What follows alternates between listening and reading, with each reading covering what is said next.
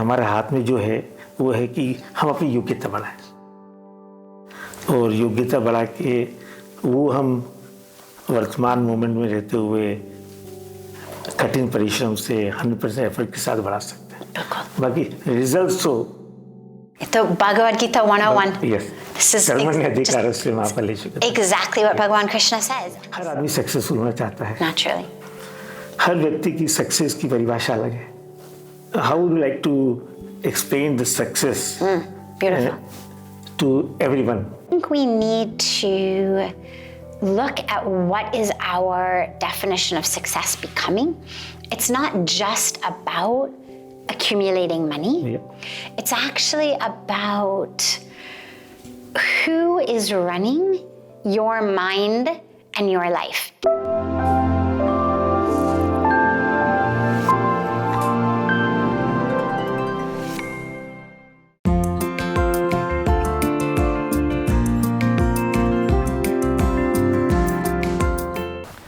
Namaste, I am Dinesh Shahra, entrepreneur, industrialist, and the founder of Ruchi Soya. Today we have Sadhvi Bhagwati Saraswati जी, जो कि एक spiritual faith leader हैं, motivational speaker हैं और various social enterprises संस्थाओं के अंदर वर्क कर रही हैं। Children's education, women empowerment. तो मैं आज अपने आप को सौभाग्यशाली मान रहा हूँ कि I am before her and I will talk to her about certain subject which may be of interest to youth and youngster. Sadhvi ji, मेरी ऐसी मान्यता है कि जीवन के अंदर हमको एक बैलेंस रखना बहुत जरूरी है, और ये भी ऐसी मान्यता है कि स्पिरिचुअल प्रोसेस से, स्पिरिचुअल लाइफ से हमारे जीवन में बैलेंस आना आसान और सरल होता है। तो मैं चाहूँगा कि आप इसको यूथ एंड यंगस्टर्स के लिए समझाएं कि वो कैसे इसको प्राप्त कर सकते हैं and how it can benefit them. Sure. And Dinesh ji, you're absolutely right. Balance is key. Balance in many ways. Balance in our physical bodies, with our minds, with our brains. So for example, especially when you're thinking about youth, but for everyone, if we spend all day long working with the brain, you need to do something with the body afterwards. सारा दिन आप दफ्तर पे बैठ जाएंगे, तो उसके बाद when you get out, you need to go for a beautiful walk outside. You need to go for a run. You need to do some yoga. You need to do something with the body. But you also need to do something with the heart, right? Even the mind is working great, the body is working great. But if our heart is closed, if we're not connecting to other people, if we're not connecting to the creation, if we're not connecting to the creator, if our heart is closed, then we're not going to feel healthy and well and in balance in life. So the mind, the body, the heart, and of course, soul and spirit. And that's where our meditative practices, where our yoga practices, where our seva, where our study of scriptures, whatever they may be, where being in satsang or listening to the words of, the speeches of spiritual leaders or reading books that really connects us to soul and spirit. It's so important. So number one, we need that balance of all aspects of us. Our mind should be well exercised, well utilized, well challenged, well trained. Our bodies should be utilized so that they stay strong and healthy. Our hearts need to stay open, connected, with compassion, with love. That's why we sing about love every night, right? Sabse unchi prem sagai. So it's all about love. But then ultimately, that axis of it all, that sutra, you could say, the thread that runs through it all, is soul and spirit. But with regard to youth and youngsters, especially students, it's not just a balance in the body and the mind and the heart and spirit, it's also a balance in the different ways that I'm using just my mind, for example. So if I'm using my mind to study, to learn facts, to learn figures, to accumulate knowledge, that's great. The problem becomes when my mind starts to identify as that. And this happens with students all the time. You get an A on an exam, and the student feels, I'm wonderful, I did it, thank God, I deserve happiness. They feel so proud, they call mom and dad, they tell all their friends. They get an F or they fail. And it's not just, my math is weak, or I didn't study properly for this exam, or the teacher asked things that I was not prepared for. It's a feeling of actually I am a failure. ऐसे नहीं है कि बस exam में fail हो गया, लेकिन उनको लगता है कि मैं स्वयं फेलियर हूँ. शर्म आते हैं खूब सारे, किसी को बताने नहीं चाहते हैं, बहुत ही शर्म से बताते हैं कि I failed. Their entire sense of self and self-worth becomes based on what they do. It happens with exams, it happens with scores, it happens with what they look like. Because of course the other way the mind works is we look in the mirror and we say, do I look like the people on TV or the people in the magazines or the people on social media? Am I the right color skin? Does my body look the right way? Does my face look the right way? Does my hair look the right way?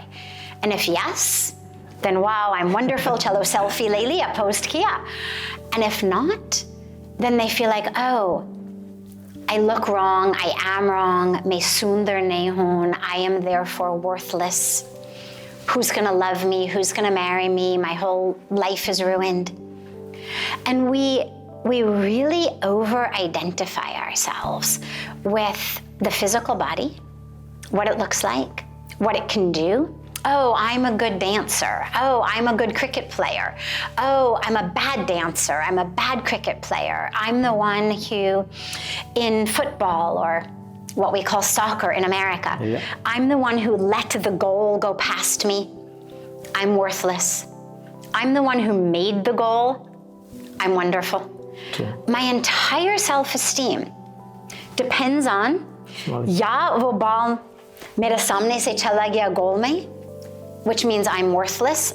I'm the goalie who let the goal happen. Or I'm the one who kicked the ball in the goal. I'm the best. छोटी सी चीज, 30 seconds of our life. And it determines who I am, my worthiness. Do I feel happy about myself, proud about myself, or shame? And also how other people treat me. So I think the most important aspect of balance for youngsters is really to understand I'm not the body. I'm not the scores that I get. I'm not my achievements. Yes, I must work hard, full sincerity, full dedication, full commitment, because whatever we have been given by the divine, we need to use it.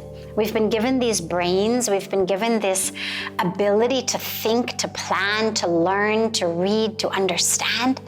We need to use it, but not identify that it is me, and really remember who I am is soul, is spirit, is love, is divinity, is infinity, is fullness, is perfection.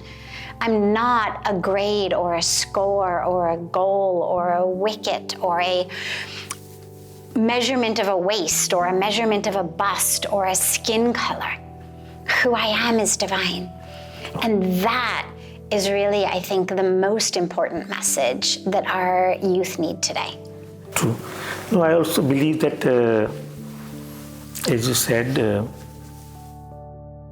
what is in our hand, हमारे हाथ में जो है, वो है कि हम अपनी योग्यता बढ़ाएं, और योग्यता बढ़ा के वो हम वर्तमान मोमेंट में रहते हुए कठिन परिश्रम से 100% एफर्ट के साथ बढ़ा सकते हैं। बाकी रिजल्ट्स तो Bhagavad Gita 101. Yes, This is exactly what Bhagavan Krishna says. Yeah. And this is why the Gita is not just, yes, on the core it's a Hindu scripture. But actually, it's a recipe for a meaningful and happy life, regardless of your religion, regardless of your age, regardless of your walk of life. It's exactly Bhagavad Gita 101. Do your best. Yes. Do it sincerely. Play your role. And then baki chodo. Leave the rest to God. Prabhu Kripa. Absolutely. True. So, अब मैं आपको कहूँगा कि आज जो success है, हर आदमी successful होना चाहता है। Naturally. हर व्यक्ति की सक्सेस की परिभाषा अलग है। यूथ के अलग हो सकती है, क्रिकेटर के अलग हो सकती है। So, how would you like to explain the success to everyone? Beautiful. So I think, Dineshji, I think we need a new definition of success. It used to be, in ancient times, that in these societies, the revered ones in the societies were the wise ones, the sages, the rishis, the yogis, the ones who really had acquired great wisdom. And those who had money used that money to support the life of those who had wisdom. True. So that the people who had wisdom did not also have to go out and become waiters or waitresses or clerks or something to just put food on the table, so that they were actually able to dive into their wisdom. Whether their wisdom was spiritual wisdom, whether they were a poet, an author, a musician, an artist, right? In traditional times, not only in India, but also all over the world, you had the people with money, people who had that financial prosperity, were the patrons, you could say, of the ones who had some very deep spiritual gift, art, music, wisdom, gyan, whatever it was, so that they didn't also have to worry about taking care of themselves. Recently, what has happened is that those who have money have become स्वयं बड़े आदमी हो गया. And so we've lost the sense that actually people who have the wisdom are the ones who are supposed to be guiding the societies. Now it's become कि सब हाथ जोड़ के प्रणाम करते, जिसके पास पैसा है उनको हाथ जोड़ के प्रणाम करते. And there's nothing wrong with doing that, as long as we also remember to be respecting and revering wisdom, respecting and revering culture and gifts of art, of music, of poetry, of all of these deep and rich aspects of a full culture. So I think we need to look at what is our definition of success becoming.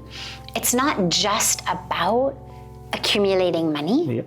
It's actually about who is running your mind and your life. For me, the easiest way to think about this is you think, okay, so Dwarka was a city made of gold. Correct. It was heaven. But it was heaven, why? Because Bhagavan Krishna was the head. Lanka was also a city made of gold. Yes. But it was hell, nobody wanted to live there. Because Ravan was head. So the issue was not the gold.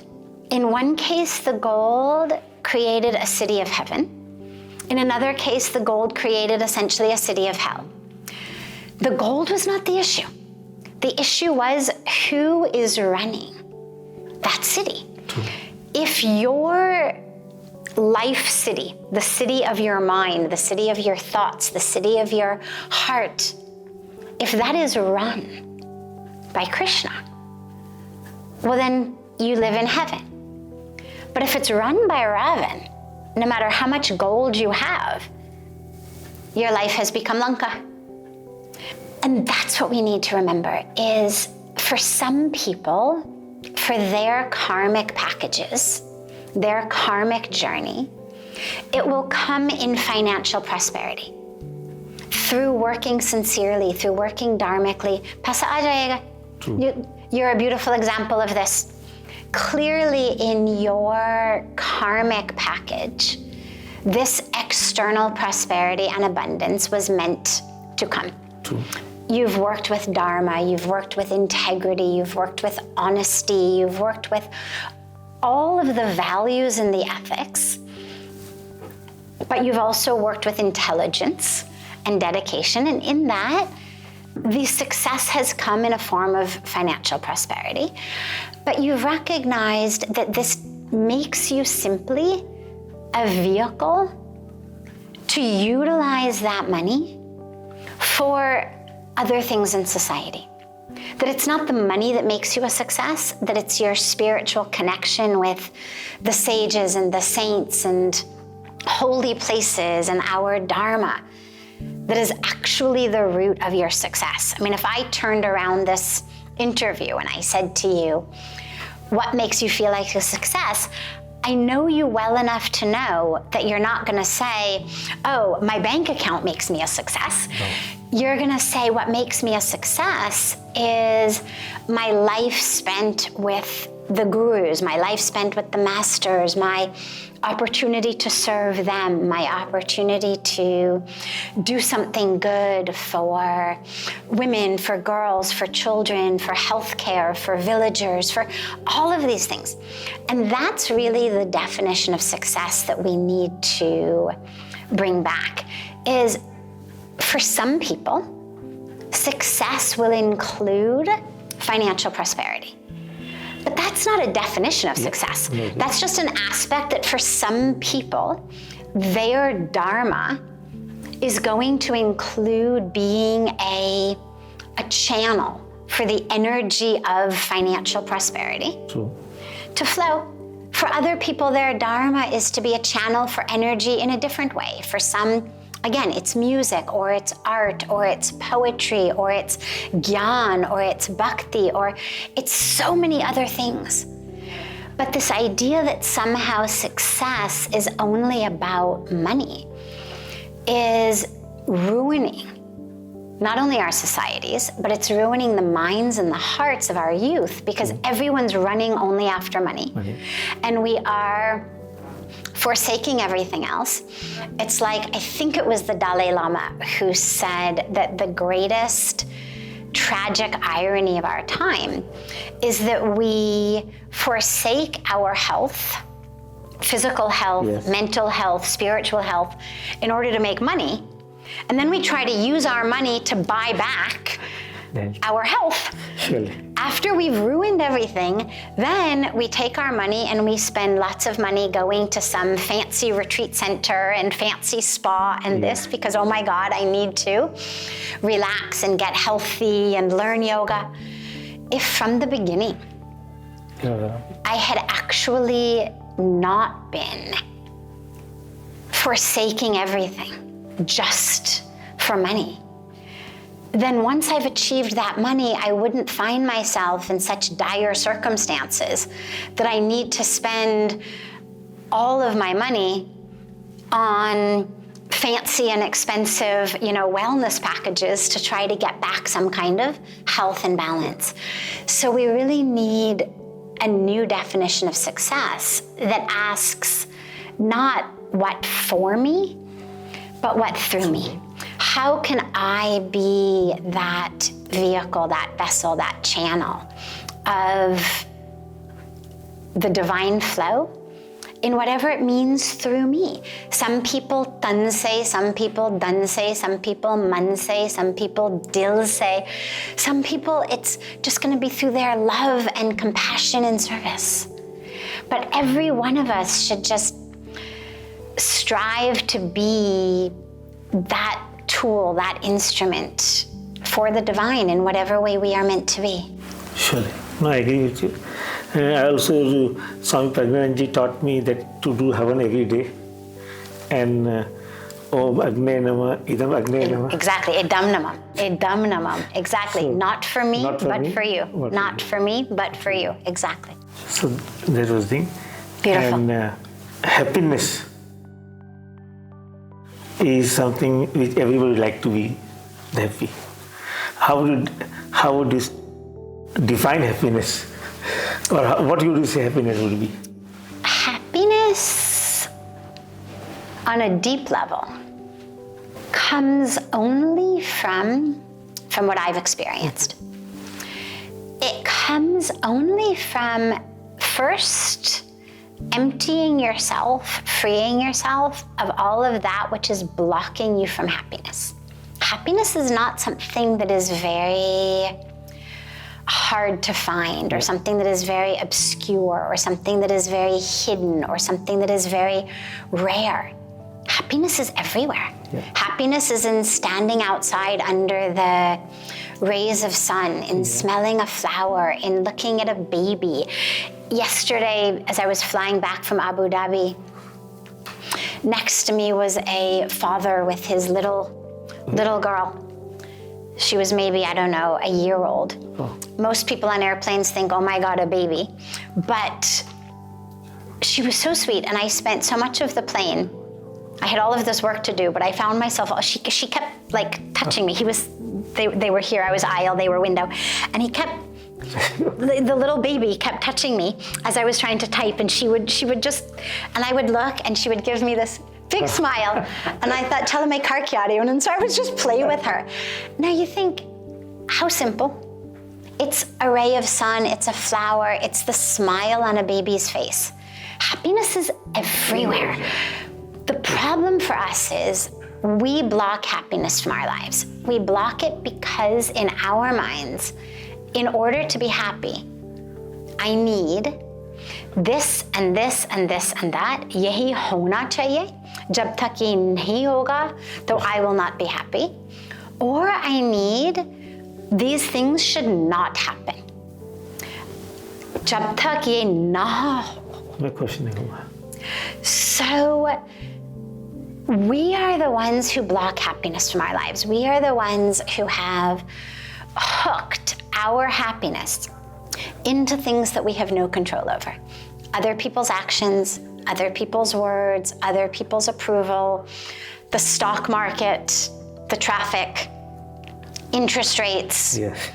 Right? We've hooked our happiness into all of these things. The only way I have found for happiness, so number one is we let go of all of that blocks us from happiness. And number two, we open our hearts to grace. Just open your heart, grace is there. And number three, gratitude. Yeah. True. People think actually backwards. People think पहले जो मैं चाहती हूँ वो मुझको मिल जाए, फिर मैं खुश हो जाऊंगी, और खुश होते होते मैं grateful हो जाऊंगी. This is the backwards way that people think, that I'll get what I want, naturally then I'll be happy, and then when I'm happy I'll be grateful for it. But actually all of our science, both spiritual science and also actual academic psychological science, has shown us that gratitude brings happiness. The more grateful you are, the happy you are. Not the other way. Not first you're happy, then you get to be grateful. First you're grateful. From that gratitude you become happy. So we empty ourselves, let go of the expectations, let go of the attachments, let go of the stories and the drama and all of that blocks us from happiness. Number two, open our hearts to the universe. And number three, become very, very, very grateful. And that for me, on a personal level, is my personal recipe for happiness. No, I agree with you. I will also summarize in my own manner that let it be, and Prabhu Kripa. Absolutely. Absolutely. This is the mantra what Bhagwati ji explained to us for happiness. I think we close this. Thank you very much. Thank you very much. Jai Gange. Jai Gange.